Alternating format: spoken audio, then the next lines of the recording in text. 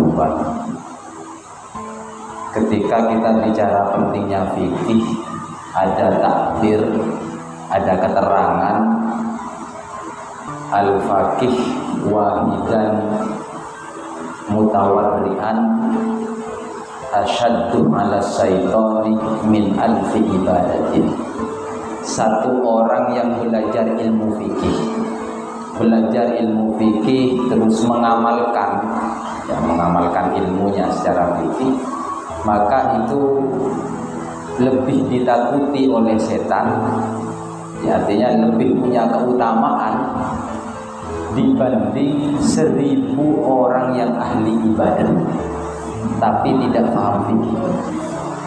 Pertanyaannya, apakah ada orang yang ahli ibadah, yang senang ibadah tapi tidak paham fikih? Jawabannya banyak. Di mana-mana pasti banyak.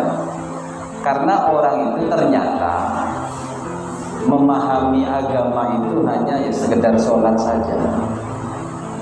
Orang terkadang semangat untuk sholat jamaah, untuk sholat-sholat yang lainnya, tapi tidak semangat belajar fikih, yang mana fikih itu membahas tentang hal-hal kecil secara rinci di dalam urusan sholat. Makanya kalau kaidah fikih itu ada kaidah yang harus dipegang, harus seperti ini fikih. Ma la yatimmal wajib illa bihi fahuwa wajib. Jadi sesuatu kewajiban itu kalau tidak bisa terlaksana secara sempurna tanpa adanya sesuatu yang lain, maka sesuatu yang lain itu hukumnya wajib untuk dipelajari. Contohnya seperti ini. Ini dijawab saja biar kita tidak terlalu serius kajiannya.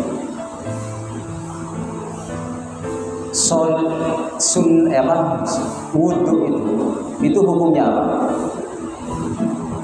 Wudu, kita berwudu itu hukumnya apa kira-kira? Wajib. Kalau wudu itu dihukumi wajib, maka berarti nanti Anda kalau jam 10 malam nggak punya wudu dosa. Karena kan makna wajib itu wa'adallahu fa'ilahu bisawab tarikahu bil iqab. Jadi kalau dilakukan dapat pahala, kalau ditinggal dapat dosa. Kalau wudu itu dihukumi wajib, maka jam 10 malam berarti kita setiap waktu harus punya wudu. Kalau nggak punya wudu nanti dosa berarti kita. Berarti apa hukumnya wudu? Bukan wajib kan? Sunnah ya. Wudu itu paling tinggi sunnah hukumnya. Tapi kalau sholat hukumnya apa? Wajib. Nah kira-kira orang kalau sholat tidak punya wudu sah nggak sholatnya? Nggak sah. Jadi yang pertama hukum wudu itu sunnah. Tapi ketika mau masuk untuk melakukan sholat, maka hukum wudu itu menjadi wajib. Kenapa? Karena walaupun sunnah, kalau itu tidak dilakukan, sholatnya tidak sah. Nah ini yang dimaksud kaidah fikih seperti itu. Sesuatu yang menjadi sempurnanya wajib, maka itu hukumnya juga wajib dipelajari. Dan sedangkan kita ini selama ini yang sering kita dapatkan, yang sering kita temukan di lapangan lah, di masyarakat sekitar kita, orang hanya fokus sholat tapi tidak mau belajar ilmu-ilmu yang rinci tentang sholat, seperti wudu, seperti najis dan lain semacamnya. Ini gambaran umum saja tentang fikih. Nah maka belajar fikih itu beberapa ulama sampai menekankan dan itu kewajiban. Bahkan ada takbir, ada keterangan juga seperti ini.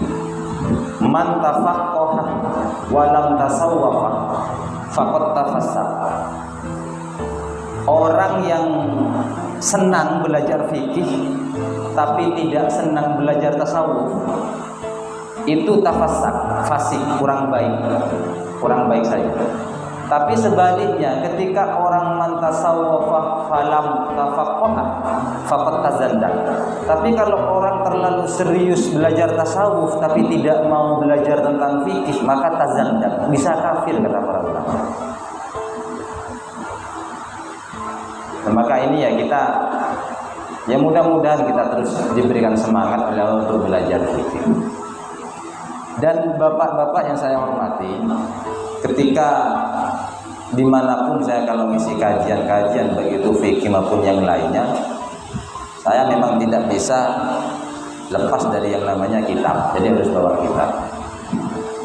Kenapa? Karena saya menginginkan Anda ini mendapat penjelasan agama itu dari seorang ulama yang sanad keilmuannya tidak diragukan, bersambung hingga Rasulullah. Karena saya mendapat keterangan, kamu jangan sekali-kali la tahmilal ilmah amman la yu'rafu bitolab.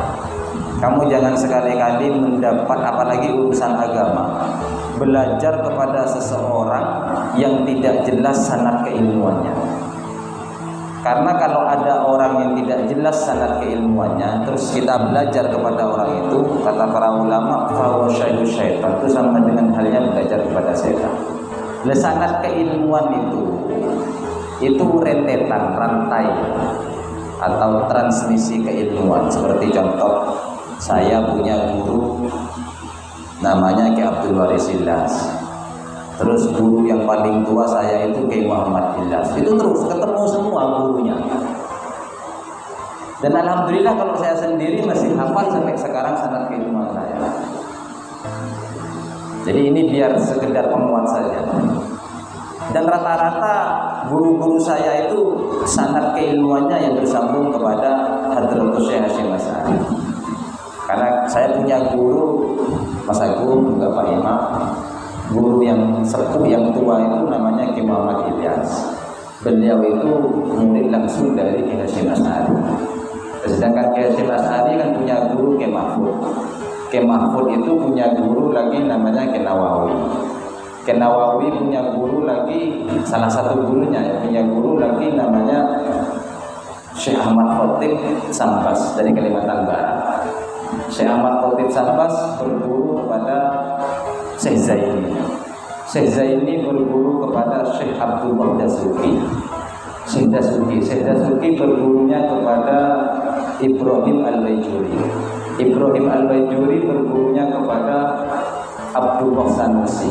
Abdullah Sanusi bergurunya kepada Syekh Abduddin Al-Iji. Abduddin Al-Iji bergurunya kepada Syekh Muhammad bin Umar Fakhrur Razi. Syekh Muhammad bin Umar Fakhrur Razi bergurunya kepada Abdul Karim Asy-Syahrastani. Abdul Karim Asy-Syahrastani itu bergurunya kepada Imam Ghazali. Imam Ghazali punya guru yang sering dijadikan fatwa-fatwa fikihnya itu adalah Imam Haramain.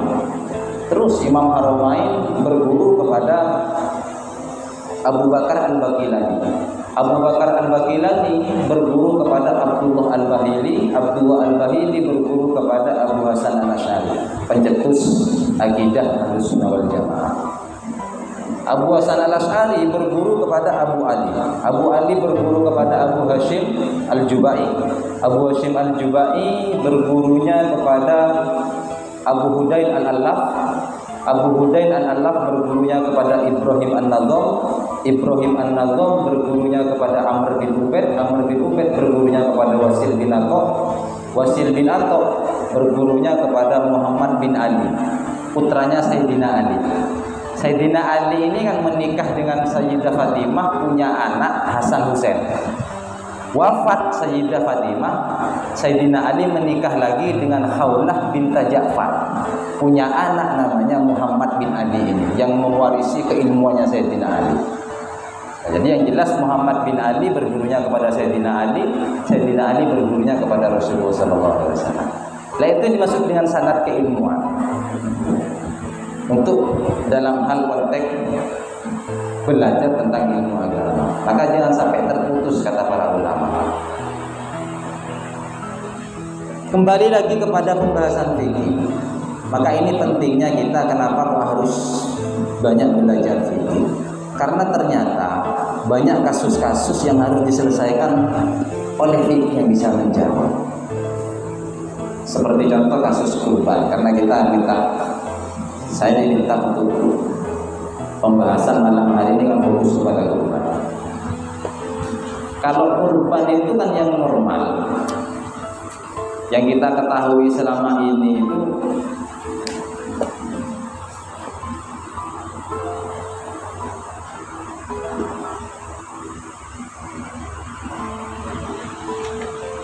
berkorban dengan hewan-hewan ternak seperti kambing, sapi. Tapi kan orang lebih banyak pakai sapi. Artinya seperti ini. Kalau mau bicara yang dasar, yang paling afdol berkorban itu kan kambing sebenarnya, bukan sapi. Yang paling utama ya kambing, karena itu langsung dicontohkan oleh Rasulullah SAW. Dan itu pun kambing kan masih ada ciri-cirinya, ada jenisnya. Apa kalau bahasa Arab itu kapsul, kibas, kambing kibas. Di sini kibas juga. Kambing apa? Kacang, kambing kacang. Ada jenis kambing yang seperti domba itu. Saya nggak tahu juga. Itu kalau bicara yang dasar, yang normal ya, sudah orang berkorban menggunakan sapi. Kalau sapi 7 orang, kalau kambing 1 orang. Tapi yang diperlukan oleh fikih itu ketika ada kondisi yang tidak normal. Contoh, kalau kita memaksakan orang untuk berkorban, yang mana hukum berkorban itu sendiri kan wal udhiyatu sunnatun muakkadah, sunnah muakkad, walaupun memang sangat ditekankan, tapi itu hukumnya sunnah. Mau gimana pun yang namanya berkorban ya sunnah. Artinya tidak bisa kita mewajibkan orang yang berkorban, wajib berkorban, itu tidak bisa.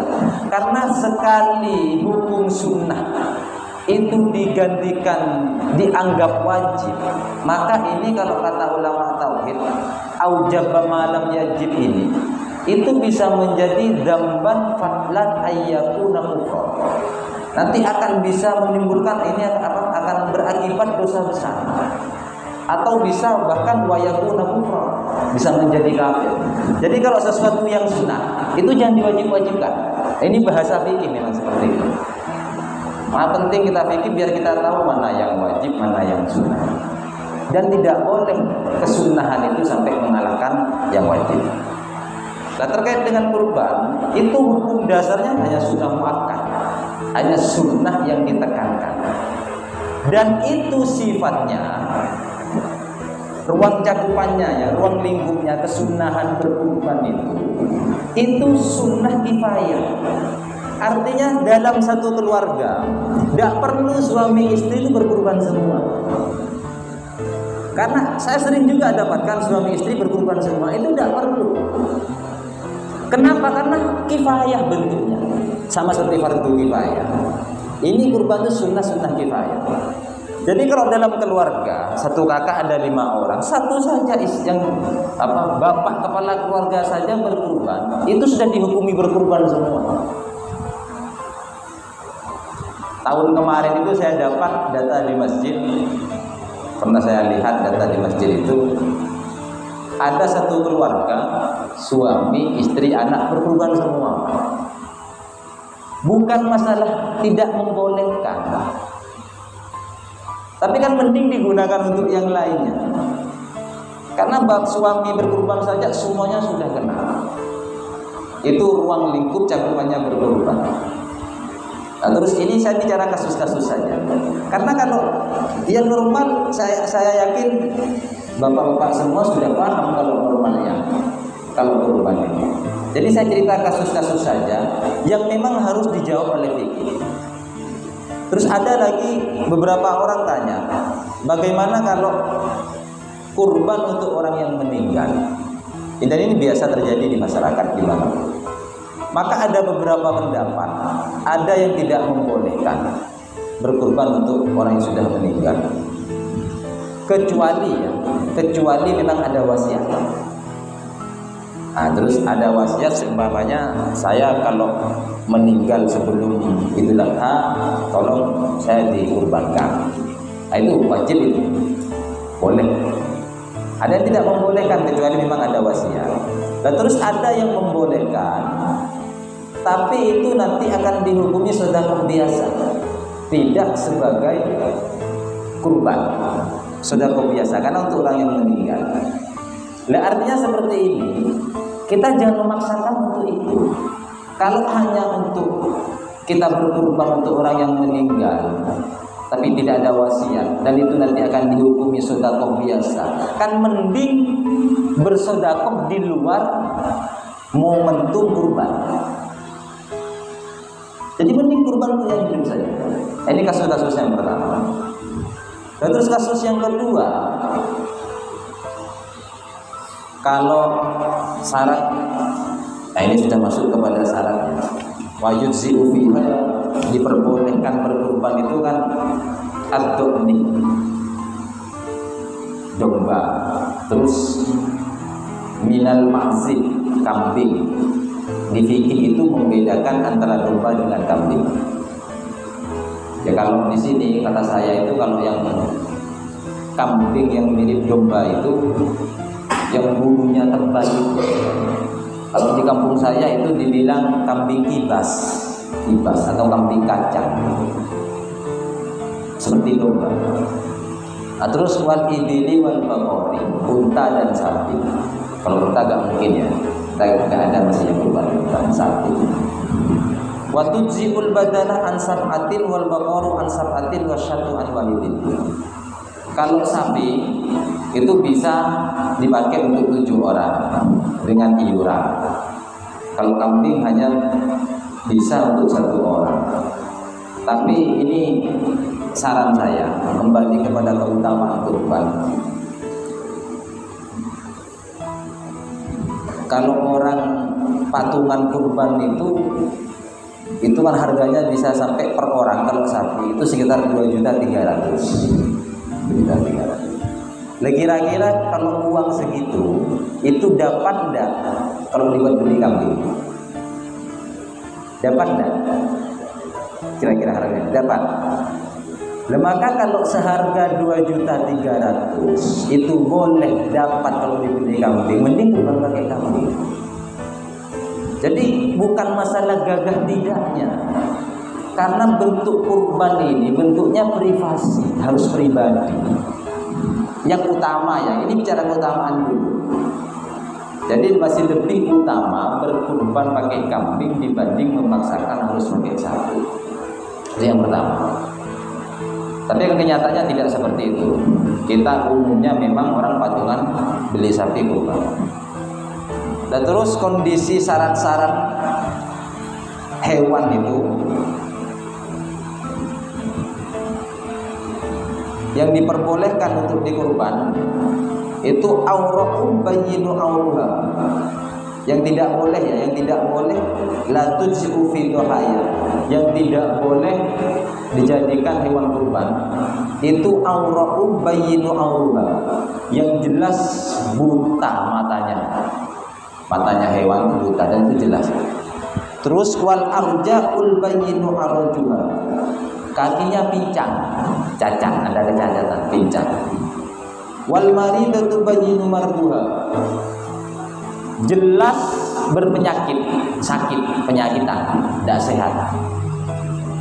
Wal ajfa allati dhahaba mahuha minal huzali, tidak seakan-akan kelihatannya hewan itu sangat kurus, tidak punya nutrisi, tidak sehat. Maka itu tidak diperbolehkan untuk dijadikan hewan kurban. Kalau hanya patah tanduknya, asalkan tidak patah ekor ya, ekor dengan telinga, itu masih diperbolehkan dijadikan kurban.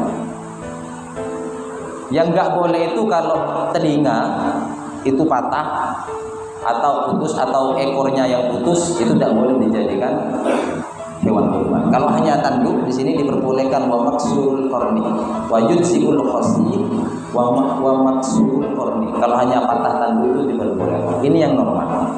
Tapi untuk hal-hal kurban ini tidak bisa terlalu dipaten seperti ini, karena saya punya kasus.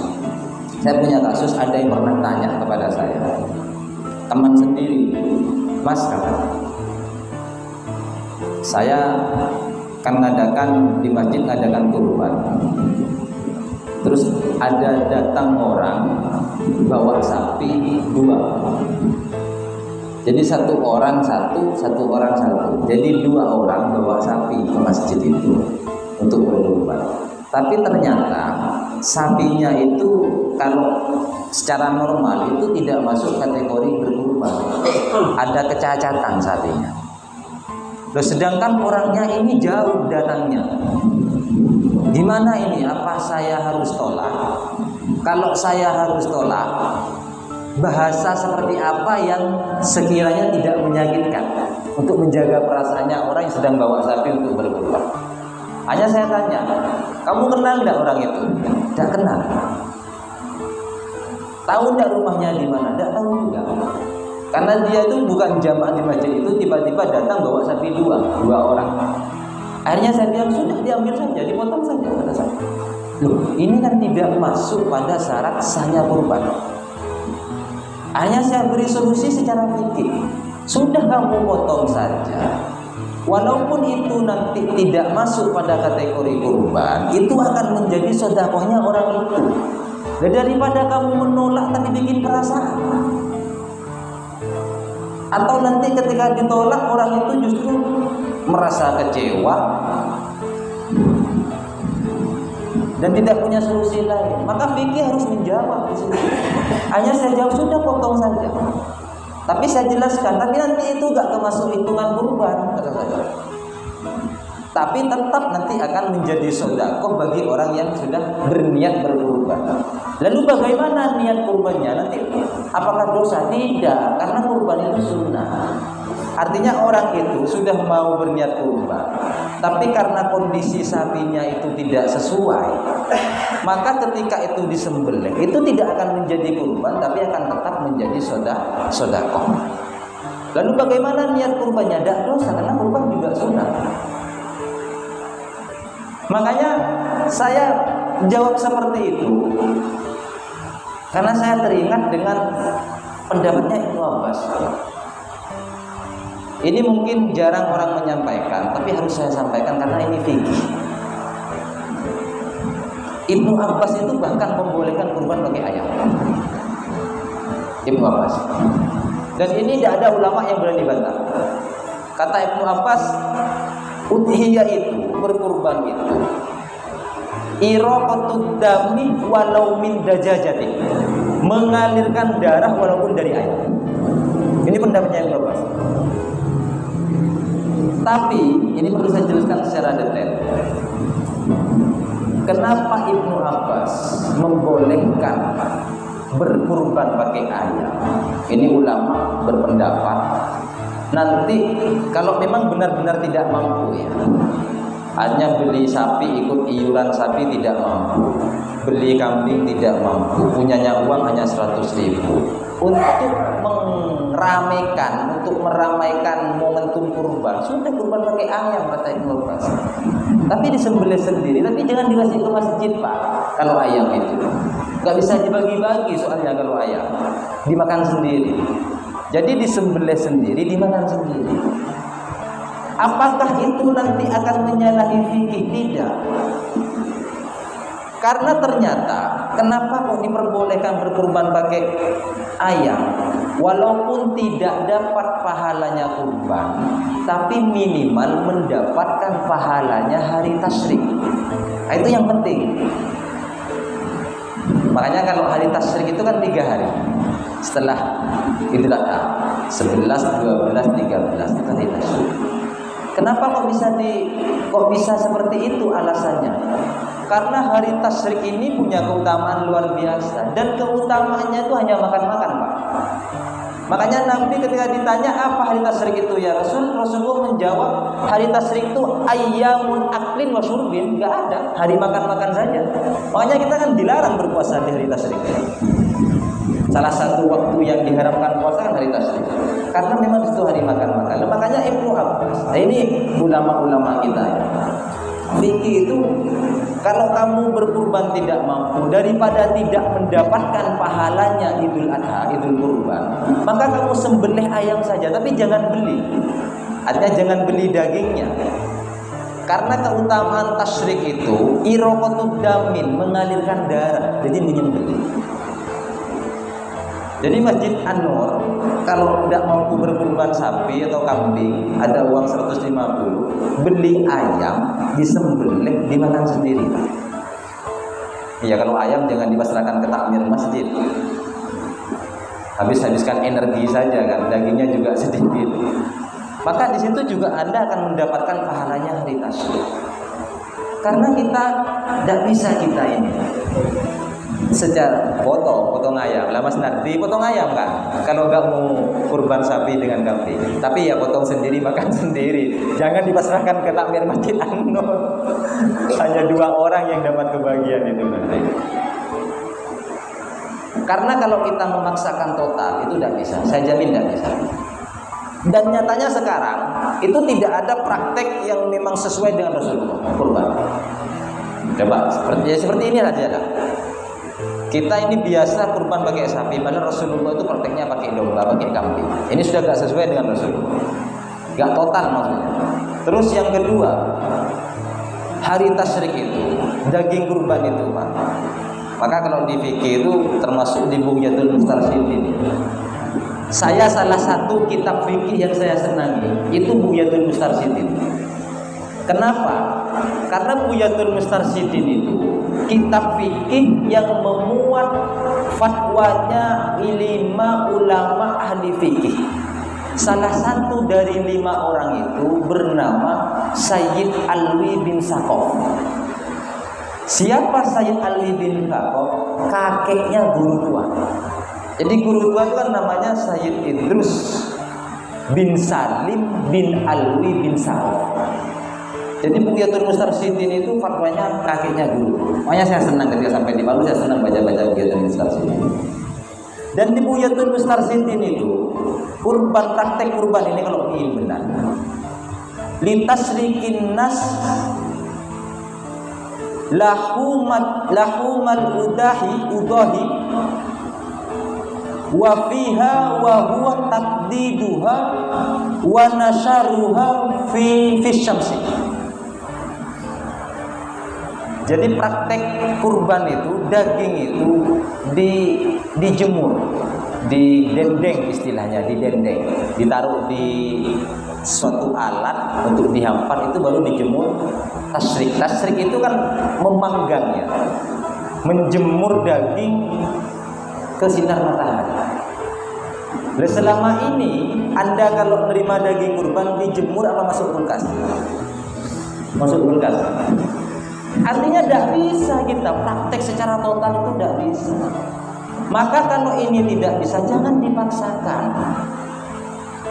Nah ini urusannya fikih nanti yang menjawab bagaimana cara-caranya. Seperti tadi itu sudah tidak bisa kurban sapi, tidak bisa kurban kambing, sembelih ayam saja kan. Karena nanti kamu tidak dapat pahalanya kurban, tapi dapat pahalanya hari tasyrik. Itu solusi-solusi dari fikih. Artinya kita tidak akan kehilangan keutamaan di bulan itu dan hari.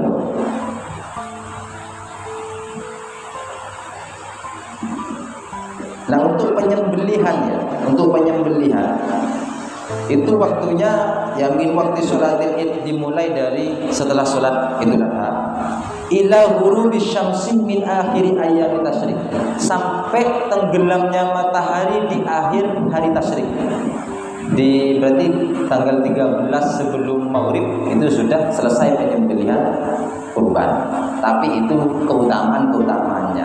Karena tahun kemarin, karena saya kebetulan jamaah di Ar-Rahman. Di Ar-Rahman itu ada salah satu sapi yang lari kemarin itu. Sampai sekian hari tidak ketemu. Sampai kepada hari kedua tasyrik.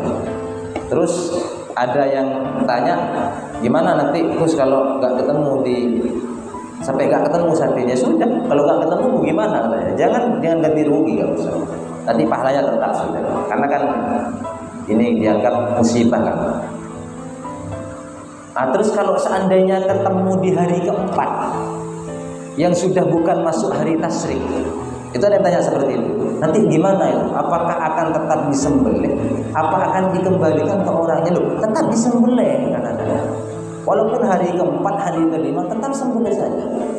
Nah, salah satu panitia di masjid itu tanya kepada saya, kan batasannya sampai hari tasyrik, tetap sembelih saja, tidak apa-apa. Kenapa? Karena tasyrik itu ya tadi ayyamun aklin wa syurbin, hari makan-makan. Artinya walaupun sapi itu ketemu di hari keempat, disembelih, itu kan pasti tetap dimakan Pak dagingnya Pak, gak mungkin dibuang. Makanya saya bilang itu pasti dimakan. Kalau tidak ada yang dimakan, saya mau makan semua, tidak apa-apa.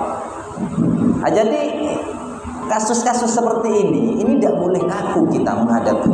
Harus ada solusinya. Karena sekali tidak ada solusinya nanti ya jamaah kita sudah gak tertarik lagi dengan agama Islam. Nah, maka ini gambaran umum secara umum tentang kurban. Jadi maka saya mohon kepada seluruh bapak-bapak jemaah agar bagaimana fikih itu harus benar-benar dikampanyekan kepada masyarakat, kepada jemaah. Belum lagi nanti kalau masuk pada pembahasan sholat itu sangat detail kalau fikih. Mungkin kita belajarnya kalau sholat hanya yang umum saja. Padahal kan dalam sholat juga ada sunnah abadus sholat, sunnah hayatus sholat. Bagaimana rukun panjang, rukun pendek itu kan tetap harus kita pelajari. Terus bagaimana kondisi-kondisi tertentu kita tidak harus ikut imam. Kalau normal, ini saya kutip sedikit sholat. Kalau normal, namanya makmum itu kan wajib ikut imam. Tapi justru ada yang diharamkan ikut imam. Ada yang sunnah, hukumnya sunnah tidak ikut imam. Ada kondisi seperti itu dalam fikih. Jadi ya mudah-mudahan ini saja untuk kurban, karena memang Mas Agung mintanya malam ini fokus ke kurban dulu karena mendekati ini. Jadi saya mohon Pak Imam dan juga jamaah yang lain kalau ada orang berkurban